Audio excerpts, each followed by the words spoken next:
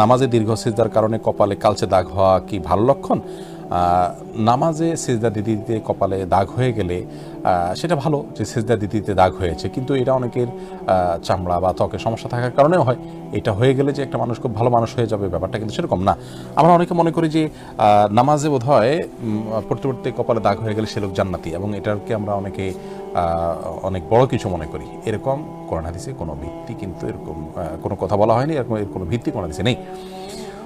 তবে হ্যাঁ, ইবাদত করতে করতে তার কোনো আলামত বা ছাপ ব্যক্তির উপরে পড়ে যাওয়া, এটা তো ভালো, আলহামদুলিল্লাহ। কিন্তু এর মানে এই নয় যে এটা ইবাদতের কারণে হয়েছে, এটা শারীরিক কোনো সমস্যার কারণে, তার ত্বকের সমস্যার কারণেও হতে পারে।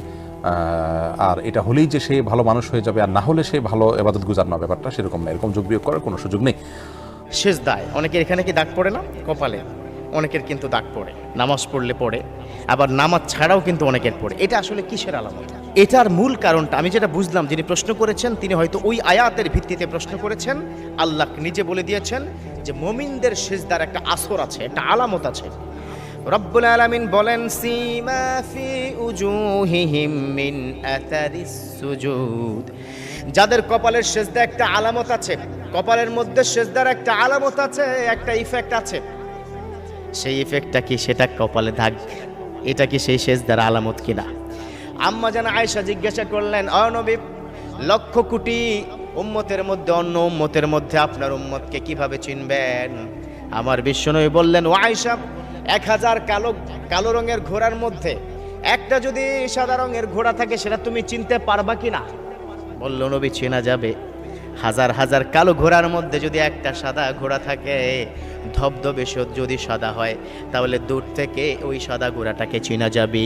1000 কালো ঘোড়ার মাঝখানে সাদা ঘোড়া যেমন চেনা যায়, আয়েশা শোনো, লক্ষ কোটি অন্যান্য নবীর উম্মতের মাঝখানে আমি আমার উম্মতকে চিনব তাদের কপালের মধ্যে নূর থাকার কারণে। যে যত বেশি সিজদা দিবে তত বেশি তার কপাল থেকে নূর বের হবে। আমি তাকে চিনে চিনে ডেকে ডেকে তাকে সাথে নিয়ে আল্লাহর জান্নাতে চলে যাব। সুবহানাল্লাহ। কথা কি বুঝতে পেরেছেন? এর মানে কি? এই যে কপালে, এটা কিন্তু নূর। যে যত বেশি সিজদা দিবে তার কপালে তত বেশি নূর আসবে। এখানে শেষ নয়, রব্বুল আলামিন কাল কিয়ামতের ময়দানে জাহান্নামের যিনি পাহারাদার মালিক, তাকে বলবে, ও পাহারাদার, ও মালিক, শুনে রাখো, আমার কোনো বান্দার কপালে যদি তুমি কোনো নূর দেখো, জিব্রাইলকে সাথে নিয়ে ওই পাহারাদার মালিককে বলবে, ওই বান্দাকে তুমি জাহান্নাম থেকে উঠিয়ে দিবে, তার শাস্তি হয়ে গেছে। কপালে যদি এরকম একটা আলো দেখো, তাহলে তাকে তুমি উঠিয়ে দিবে। আল্লাহু আকবার। তার মানে এই সিজদার একটা আসর আছে।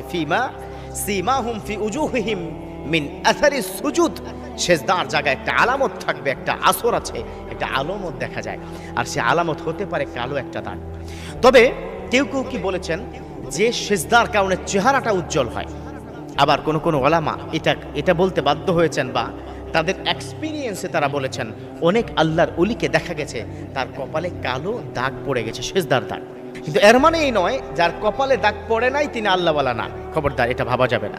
কারো কারো শারীরিক প্রচণ্ড অ্যালার্জি, হ্যাঁ, ব্লাড অ্যালার্জি আছে, স্কিন অ্যালার্জি আছে। স্কিন অ্যালার্জির কারণে অনেক সময় এরকম সিজদা দিতে গিয়ে সিজদার জায়গা একটু ময়লা, একটু ধুলো থাকে, তাই না? এই যে আমাদের মসজিদে যে ফার্স্ট কাতারেও কিন্তু 2-4টা ধুলো আপনি পেয়ে যাবেন। এখানে আপনি সিজদা দেওয়ার পরে চাপ লাগতে লাগতে একটা লেভেলে এখানে দাগ পড়ে যায়। তো এই দাগ মানে হচ্ছে সে আল্লাহওয়ালা, সে মুমিন। আর দাগ নাই মানে হচ্ছে সেটা আল্লাহওয়ালা না। বিষয়টা এটা না, দাগ কোনো ম্যাটার করে না। কিন্তু এখানে সিজদার কারণে আপনার এখানে জলজল করে জ্বলবে কাল কিয়ামতের ময়দানে।